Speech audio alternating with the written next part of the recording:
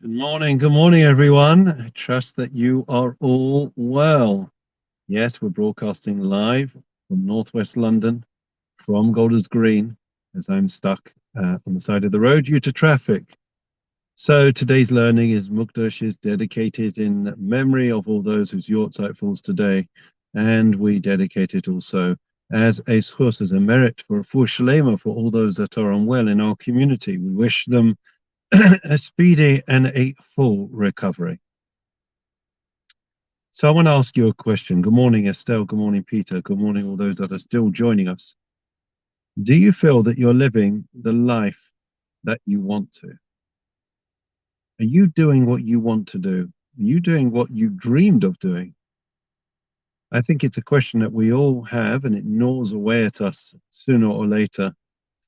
This week's Parshas Vaera, it's really the first step in the redemptive process which the Jewish people travel through. And we have to understand the Jewish people were slaves in Egypt for 210 years, and it was a tremendously harsh servitude and subjugation and persecution at the hands of the Egyptian, tremendous cruelty.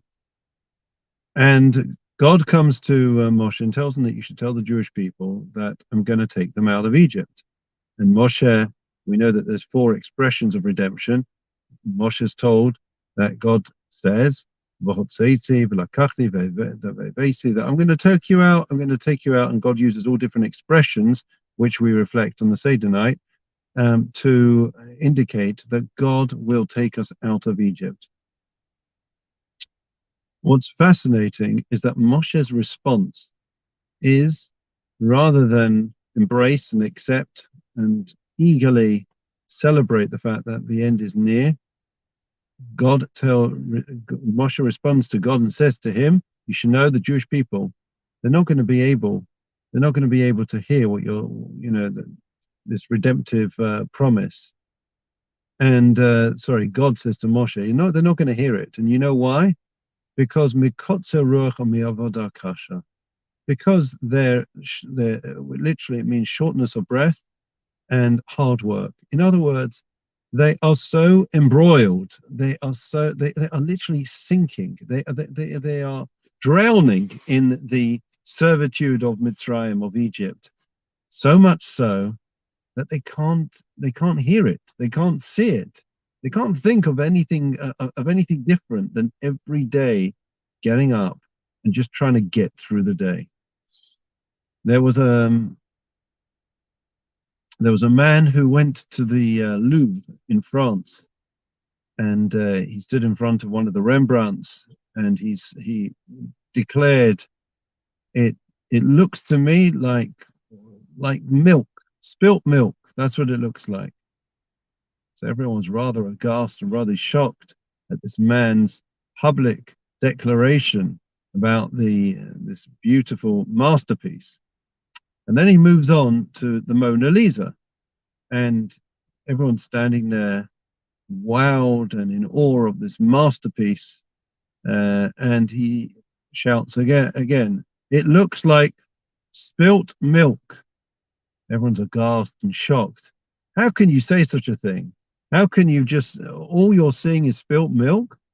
And all of a sudden, one of the officials who was standing guard over the Mona Lisa, he goes up to the man and he says, can I ask you something, please? What exactly did you have for breakfast? And the man said, I had cereal, and I had toast, and I had a cup of tea. And he says, can I see your glasses for 1 minute? And he took off the glasses, and the glasses were covered with stained milk from his breakfast. If a person is covered in something, then that is all that they see. And that was very much the experience of the Jewish people at the time when God promised that he was going to redeem them. That all they could see was servitude, was the daily grind, hard work, persecution, labor. That was all that life presented and promised them. And therefore, despite God's promises, you know what, I'm going to take you out. I'm going to take you to the promised land. Life's going to be so much better, and you're going to be free, and you're going to be liberated from the shackles of servitude. they couldn't hear it because their vision was, their perspective was tainted by what they were predisposed to, which was just servitude, generation of generation. Sometimes I think that's very much our experience, isn't it? You know, if you ask a person, you know, what they can expect, and all they can say is, well, tomorrow I've got to get up and it's just another day. Oh, it's going to be freezing cold, and another day of the daily grind and dealing with bills and chasing people for money. And you say, but listen, there is so much more to life. There are so many more opportunities. That's what we're promised in life itself. And yet, some people, if you look at their glasses, they're tainted. They can't see the beauty, the beautiful majesty, the masterpiece that God has created in this world and in life itself. And it's for us to be able to take off those glasses of the daily grind and be able to have step back and look at the true vista, the beauty of this world, and to clean our glasses and to be able to see it for what it was and what it is. And in that way, please God, we'll be able to live lives of true redemption, true liberty.